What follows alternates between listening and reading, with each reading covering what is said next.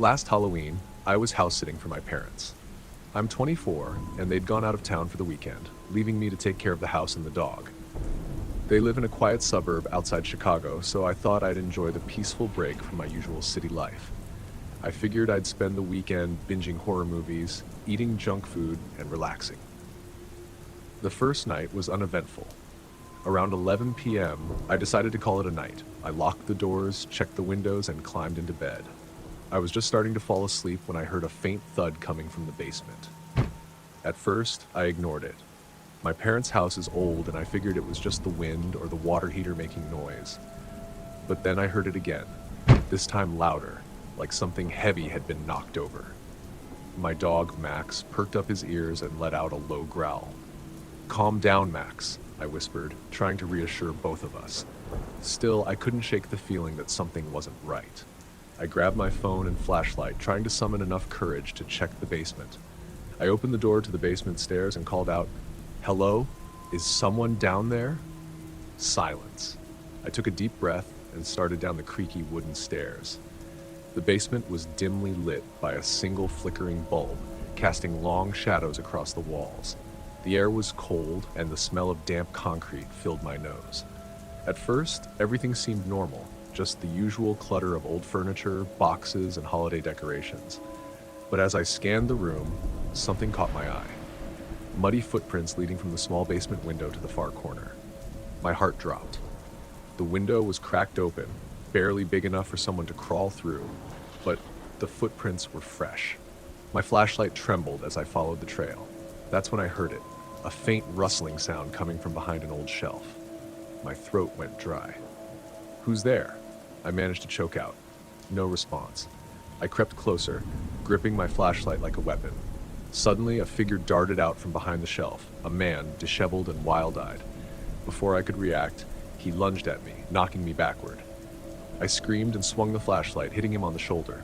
Max barked furiously from the top of the stairs, his growls echoing through the basement. The distraction gave me just enough time to scramble to my feet and run upstairs. I slammed the basement door shut, locked it, and braced myself against it, shaking as I dialed 911. The man pounded on the door from the other side, shouting incoherently. I could hear the dog barking and snarling, his nails scratching against the hardwood floor as he tried to get at the intruder. By the time the police arrived, the pounding had stopped. They found the basement empty, but the window was shattered, and muddy footprints led out into the yard. The man had escaped into the night. The officers told me I was lucky. They believed the man had been hiding in the basement before I even got home, waiting for the right moment. I haven't stayed in that house alone since.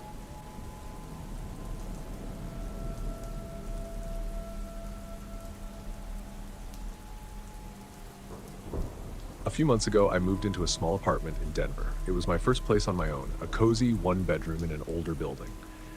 The first 2 weeks were great. I loved the freedom and quiet. That was until the night everything changed. It was a Friday, and my roommate had gone out of town to visit family. I spent the evening watching a true crime documentary, which, in hindsight, was a terrible idea. The stories of home invasions and unsolved murders put me on edge, but I tried to brush it off. Around 1 a.m., I decided to get ready for bed. I locked the front door, checked the windows, and turned off the lights. As I climbed into bed, I noticed something strange. My bedroom door, which I always kept closed, was slightly cracked open. I stared at it for a moment, trying to remember if I had left it open. The longer I looked, the more uneasy I felt. I got up, shut the door, and locked it, telling myself I was just being paranoid. Minutes later, as I was drifting off to sleep, I heard it. A faint creak of floorboards in the hallway. My stomach tightened. The old building was prone to noises, but this sounded deliberate, like someone was walking slowly outside my door. I grabbed my phone and turned on the flashlight. Through the small gap under the door, I saw a shadow move across the floor. My heart raced. I whispered, "Who's there?" But the only response was silence. I sat frozen, listening intently. Then the doorknob started to jiggle. Slowly at first, then more violently. Panic took over. I pressed my weight against the door, dialing 911 with trembling fingers. "Someone's trying to get into my apartment," I whispered. The jiggling stopped. I heard hurried footsteps retreating down the hall, followed by the faint sound of my front door creaking open. When the police arrived, they found the front door unlocked, but no signs of forced entry. The officer told me whoever it was must have been inside before I locked up for the night. I haven't slept soundly since. I installed extra locks and a security camera, but every creak of the floorboards still makes my heart race.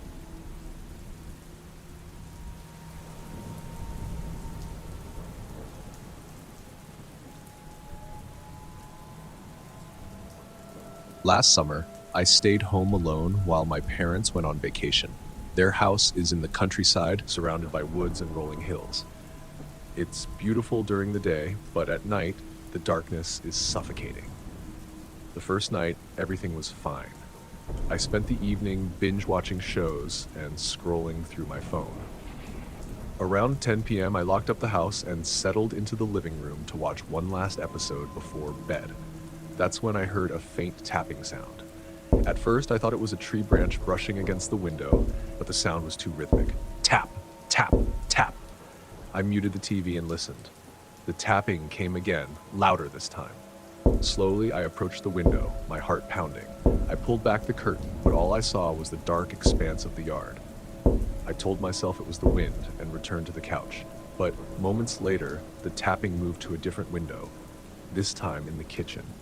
I crept toward the sound, every nerve in my body on edge. When I peeked through the kitchen window, my breath caught in my throat.